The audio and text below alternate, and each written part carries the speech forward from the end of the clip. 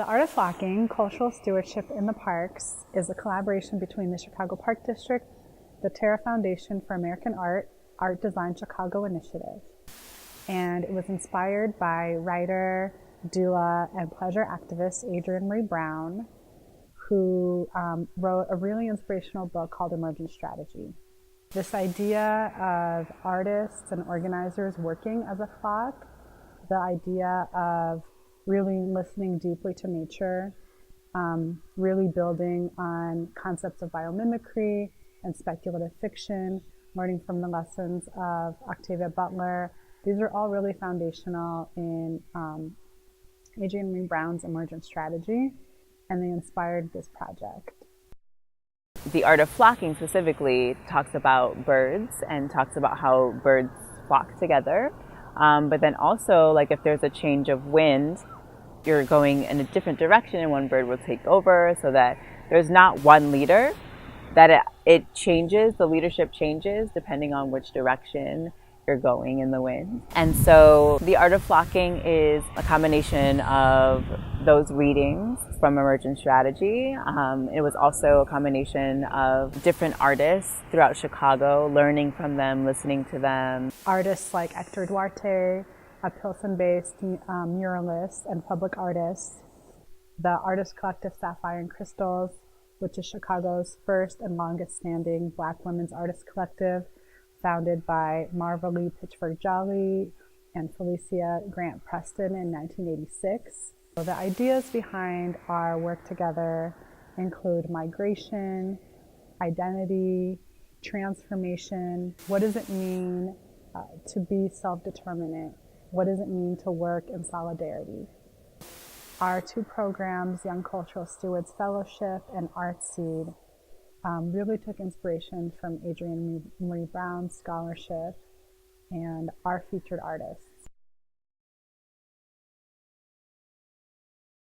Our summer began at the Southside Community Arts Center, where our teaching artists and facilitators had a chance to meet members from Sapphire and Crystals, both as part of a panel and as part of individual interviews, as part of a gathering, which was a day-long celebration of art, music, and culture that was hosted at the Southside Community Arts Center. Sapphire and Crystals is a gathering of Black women's voices, Black women's ideas, Black women's talents. Sapphire and Crystals was the first show that I had in a gallery space. So that, I was just, totally excited and pumped up. And the first one in 1987 was right here in the Southside Community Arts Center. But as more people came on and it grew, it became not just Sapphire and Crystals, the exhibition, but Sapphire and Crystals, the group. It was one of the rare opportunities, really, for African American women artists to have an opportunity and a venue to exhibit. A lot of us as women had similar issues with accessibility, and even, quite frankly, the idea of putting a show on solo, for example, is pretty overwhelming. So when you can come together with a dozen other people and we can share responsibilities. I mean, we produced catalogs, I think, for each show, which was a lot of work. Thank you, Juarez. Really, exactly. But those are important documents to have, and those are important opportunities for us to speak about our own narrative. I can remember some of the wonderful meetings that we would have at Marva's, either up in the condo or downstairs in her studio. But the kind of support that we gave each other was just, in my opinion, phenomenal.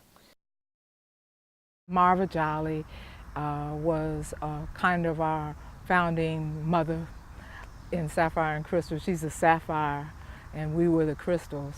Felicia Grant Preston and her brought a number of women together to discuss this as a collective and what we could do. Me in particular, I felt I was the real rookie of the group, and I just felt a lot of love and support that I probably would not have developed as an artist had it not been for Sapphire and Crystals.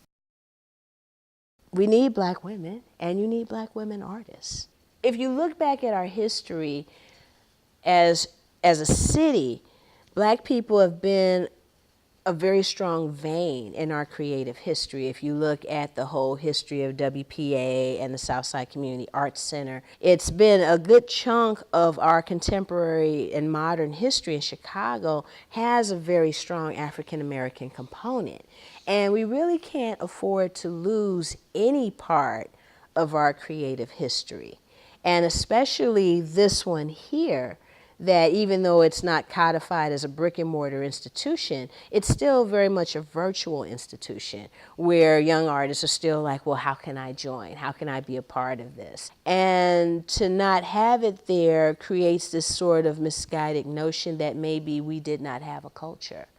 And for us to have survived for 30 years means that we have, not just us as a collective, but black women artists in general. I think that as a teaching artist, it was really important to meet the artists that we were talking about.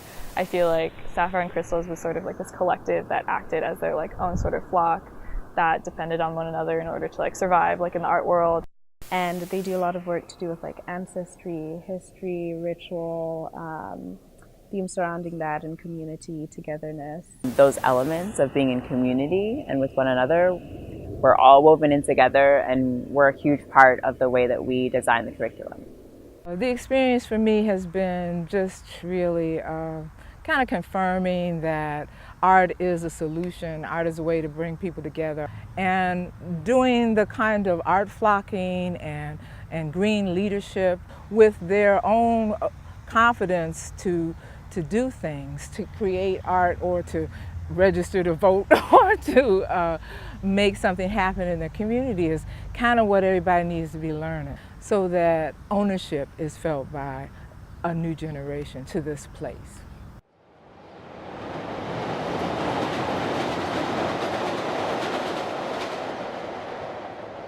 Our next visit was to the studio of Hector Duarte in Pilsen, which was just an amazing thing in and of itself to see the working space of an artist. And we started making the butterflies for our culminating project.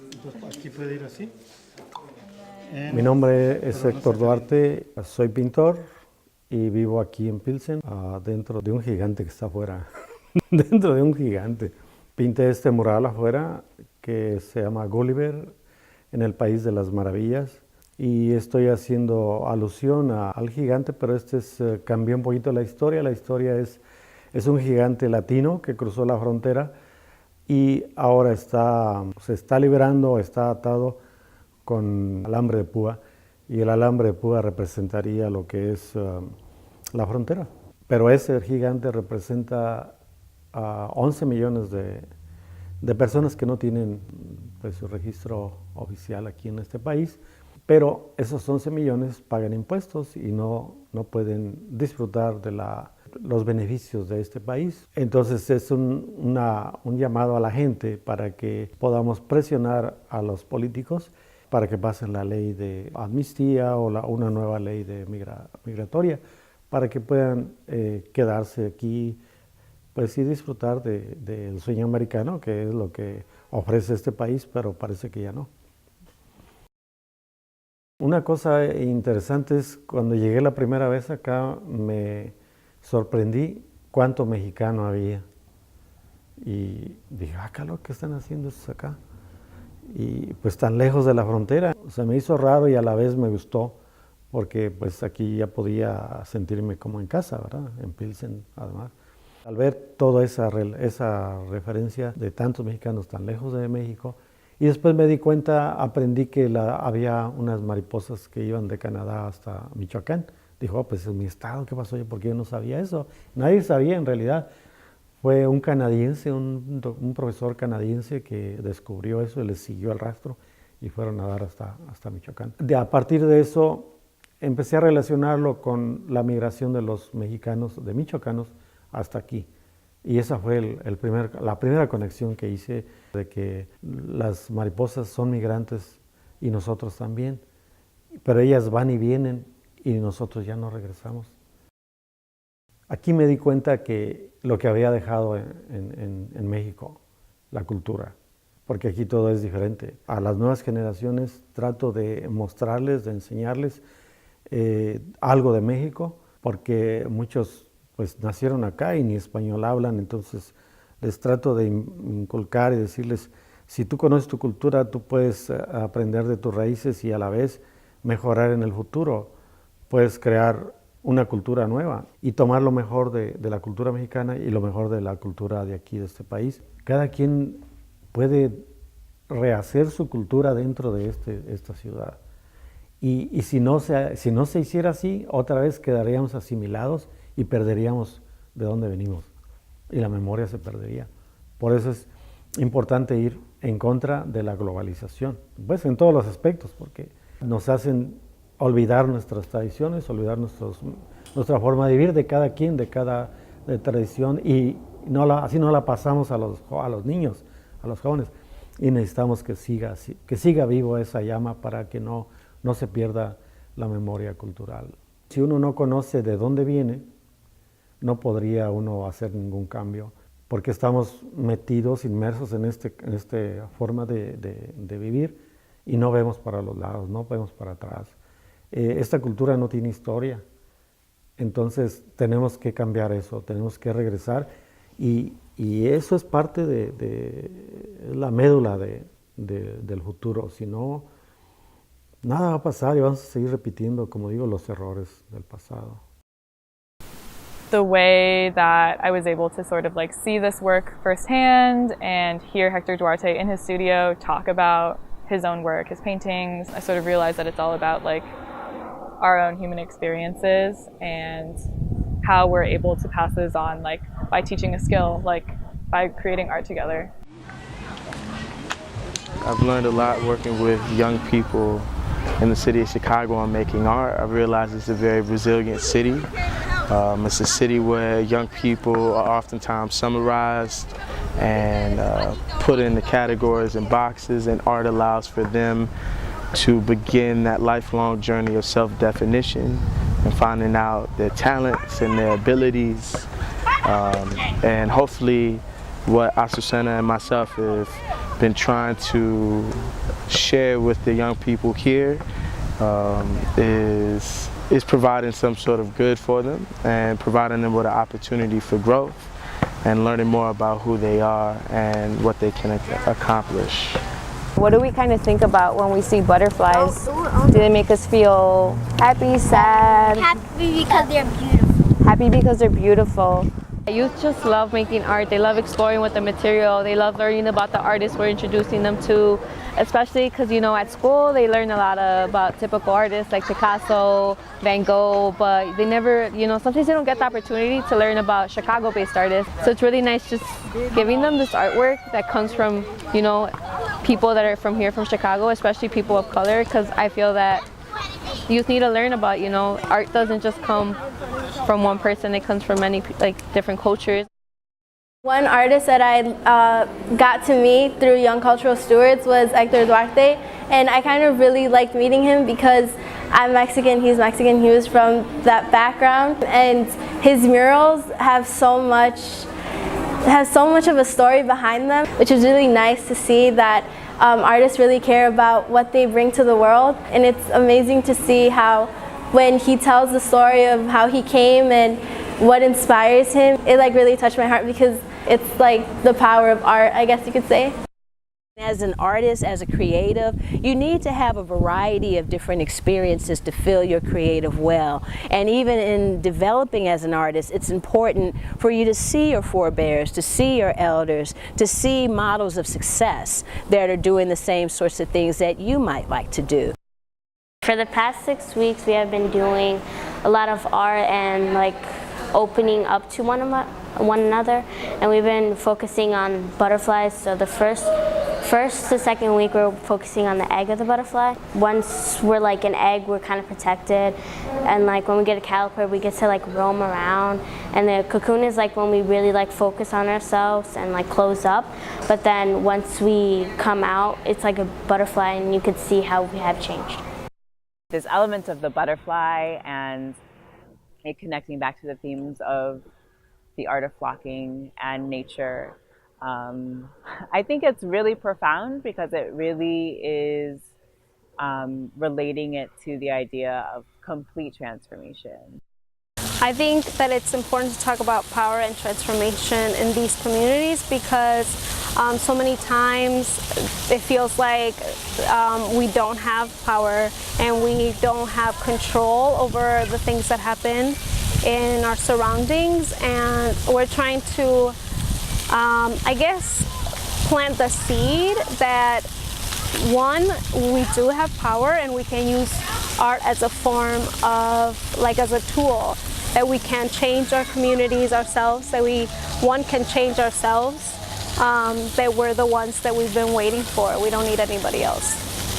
Through Young Cultural Stewards and Artseed, our hope is to use the ideas and the trauma and the joys and the, like the desires of the youth, and really show them that that is the stuff that we can use, that you use and you consciously use to become something completely different, something that is like beyond your wildest dreams. The most powerful part of this summer yet has been painting with an artist. Meeting Arlene in person was inspiring because we've talked about how she started painting on the streets. She started painting and showing off to her friends, so that's what inspired me. I've been painting in the streets too. I put myself out there, which is really scary, but it ended up being something like coming out of my shell, and I'm really glad I have. And my parents are like proud of me too. All these artists I met inspired me to do more art and to be something I couldn't imagine I would be. I'm from the South Side, so seeing work like this being done in my particular neighborhood is beautiful, and just to be a part of it is life-changing because you get to make an immediate impact on not only your neighborhood but kids that will affect them in their future. And it's imperative that our work is being done in these communities because these are the communities that lack resources and also lack faces in the community. So it's even more empowering for them to see individuals that look like them and sound like them doing work in their community, and to let the youth know that we care for them.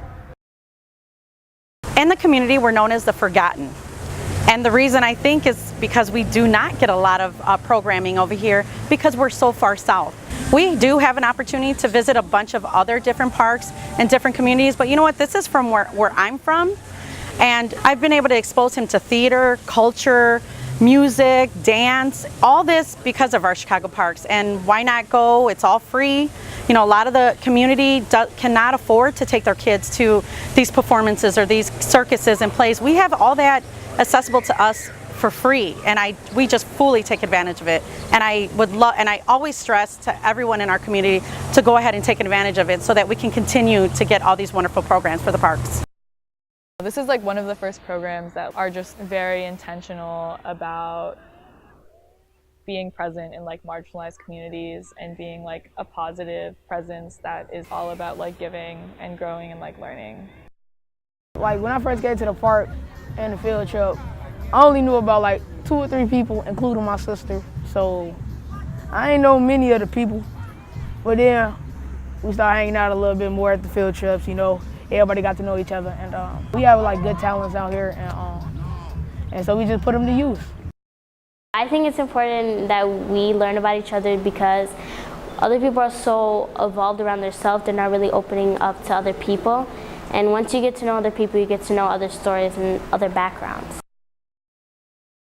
In addition to the art making, I think a really huge part of the program was this sort of like social and emotional world that we as teaching artists and also like the kids in the park that were participating in the program was sort of navigating together. Here you're learning to take out your emotions, you're learning to be friends, have family, just rely on other people. We have all these conversations about friends and where we come from, and like we all just kind of listen and we all just bond together. It's more than painting because you build friendships, families, and you could fall on that when you're like down deep and you need to come up to the clouds. Like, there are people that you can talk to here that just helps you through anything. This program really helps people learn what they're made of and learn what others are made of, and it kind of brings peace in one environment. And if you can do that in one environment, then you can do that in one community, which is really cool. So today we're at 31st Street Beach for our culminating event. I'm from Artsy, there's Young Cultural Stewards, and we all came together for our culminating event. We brought some of the work that we made over the summer. The kids made murals from the west side, in particular the art that we did on the south side. We made the one-day houses where kids reflected on houses that resemble the homes in their communities, but also the power of fixing things and taking control of your own neighborhood. We also have a ton of kids that's from our individual programs that are here, and also a bunch of walk-ups off the beach. Anyone is welcome. It's just an event to celebrate all the work that we did across the city this year. Getting near the end of our programming, we started to talk about our culmination event and get them to think about how they would like to portray themselves in the public, or things that were important to them in the community that they wanted to share. So they made flags, they made banners, they made community murals, and different things that they wanted to share. And that was super fun. It was a really great turnout. Our culminating event at the end of the Art of Flocking was a butterfly parade at the Margaret Burroughs Beach. We partnered with the Jabberwocky Marionettes and young people from the Young Cultural Stewards and Artsy programs created butterflies from across 22 different parks in order to imagine a world without borders. We had a procession that went to La Ronda Paracata, Hector Duarte's public sculpture within the Burnham Wildlife Corridor. And it was really this opportunity for young people all across the city to come together, to play, to laugh, to honor these artists. Sapphire and Crystals were there. Juarez Hawkins and Arlene Turner Crawford did a beautiful ceremony, really thanking the ancestors. They created an altar in the space. Hector Duarte talked about the significance of Paracata and the migration of the monarch butterfly from North America to Mexico. And the young people really got to be celebrated. It was just kind of a culminating expression of just being free and like playing in the beach and doing artwork and running around with butterfly wings. And so it was, I think, probably over most of the things that I experienced over the summer, it was like the vision for, like one vision for freedom and for transformation. There's an art to flocking, staying close enough not to crowd each other, aligned enough to maintain a shared direction, and cohesive enough to always move towards each other. Adrienne Maree Brown.